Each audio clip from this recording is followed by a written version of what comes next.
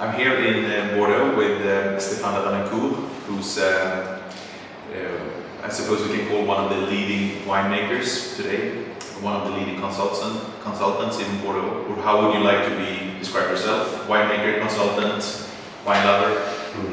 No, I'm a consultant, but my story is a little bit special because I am a self-made man, I'm not a enologist. And I was working for 15 years as a labourer, and I had some success in the end of the 90s, and I decided to create my own company.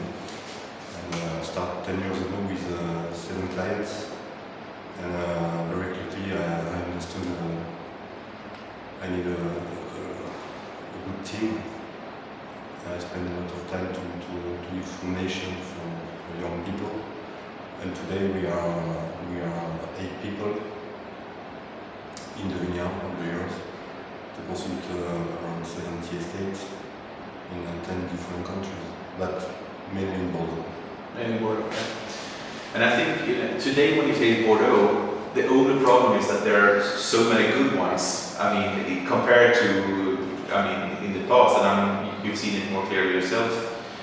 What do you think are the main differences we've seen over the last 10, 50 years? Oh, it changed a lot because I think Bordeaux has a great and very old history of quality, and it was very easy to sell wines without a great quality because the name, because Bordeaux. And during the last 20 years, a lot of new vineyards all over the world are born, and you can find very, very high quality everywhere in the world. So I think now, if Bordeaux is a big appellation, something like 13,000 chateaux, and if you want to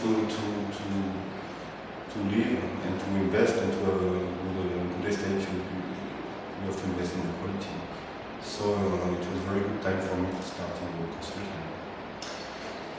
And what do you think?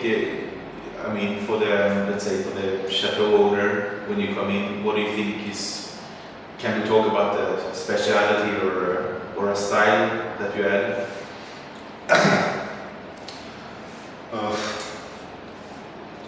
To be honest, when I decided to become a consultant, my way was very simple. The goal was to do what I know.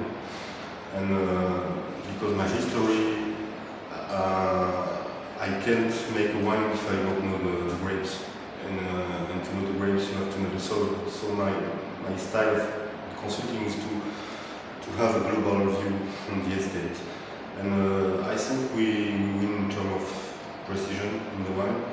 And I think our success is because if you work in this way, all the wines are very different. For example, we consult for 28 estates in Saint-Emilion, and I have no problem to organize a tasting with all my clients from Saint-Emilion. There is no problem because all the wines are very different. Because my passion is to try to understand the soil and the aromas and the taste you can get from the soil, not from my style. I want to be the label. Sure. Do you think there's any really underrated appellations or of course appellations which deserve more attention? That's a problem. That's a big problem because that's a problem in France because we have a lot of problem it's very complex with appellation and nobody understands really good. So the marketing is very important, and everybody knows Saint-Emilion and Chateau Margaux and Petrus and some very big brand, but it's very difficult for the small producer in Bordeaux Supérieur, Côte de Castillon, Côte de France, because nobody knows. And if you are a wine lover, you can find some fantastic wine for great value in this kind of appellation. So maybe today the producer is actually equally, if not even more important than terroir sometimes. If someone has a smaller or less known appellation, but in really put down a lot of hard work and they want to do a great wine, it's possible to do. Of course it's possible, because you can understand more easily in Burgundy, because in Burgundy the philosophy is to take care of the soil. And you have a lot of small, since a long time, a lot of small plots with something special, and we know it for centuries. It's not the case in Bordeaux, because the philosophy in Bordeaux is to take care of the brand. And for example, a lot of classical crus in the Medoc with the classement. Sometimes it was something like 15 hectares in 1855, and today it's more than 100 hectares. It's only the brand. But some people take care of soil and find some very good place to make the wines, and they are victim of the appellation, because they make a great job and a very good wine, but it's very difficult to sell it because the appellation, a lot of wine are with a very low level of quality.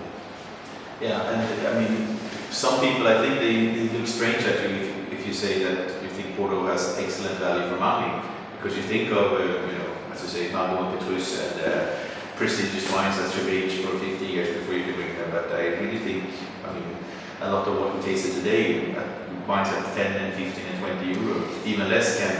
And it's more and more a problem, because with the speculation, a lot of people speak badly about Bordeaux. And the people are Bordeaux, and they think Bordeaux is expensive on the production, and it's not the case. In Bordeaux, in the world, is the place where you can find the best value for price. Bordeaux is cool. Drink more of it. Then I'd just like to talk a bit about vintages. Do you think vintages are, I mean, clearly it's not as big difference between vintages anymore as it was in the 50s or the 60s. How do you make, what would you say yourself about the variation of vintages? So there are big variations between vintages, and that's why this job is magic. Because to be clear, in Bordeaux we used to fight with nature to find the rightness, and that's why the wines are very complex. And today it's a big challenge, because 20 years ago the Bordeaux lovers were buying wine, and when they recite the case, put in the cellar for 10 or 15 years before tasting. And now it's very different, because it's so easy with the press and with the wine shop everywhere, with the wine bar. You can find what you want. And the consumer is different, because he wants to get the bottle and taste it immediately. So we have to make some different wine, very easy to drink where they are young. So we need ripeness. And we have to respect the tradition, so to make the wine with complexity and wine able to lay on for a long time. But do you think it's a contradiction? Because in my mind, if a wine is nice and drinkable after 4 years, or as of 7 today or as of 6, but yet we can put it in the cellar for 15 or 20 years to have the patience. No, but now, when I taste now, I was at the lunch with a friend of mine, and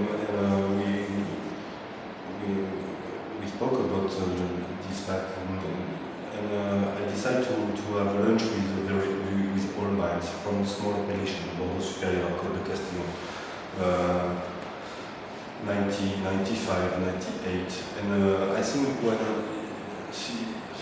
when people bought this kind of bottle for less than 10 euros, this period, and they wait for 10 years in the cellar, and they could drink today very good wine with a lot of minerality, 10 years after, and it's okay, it's not a problem. And we have to consider this kind of people like the old wines, but we have to consider the young consumer in the wine bars to have the wine very young and fruit, and that that's the difference from the And for yourself, when you drink the wine, you talk about age. Do you think there's a nice average age for a good wine? Do you prefer youth or maturity or? It depends on the moment. If I am with friends and we are talking and we have a glass of wine, I like to have something with a little bit power, sexy, with fat and something very young. But I love the gastronomy.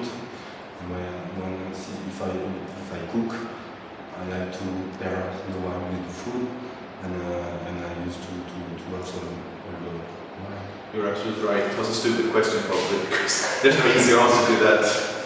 Yeah.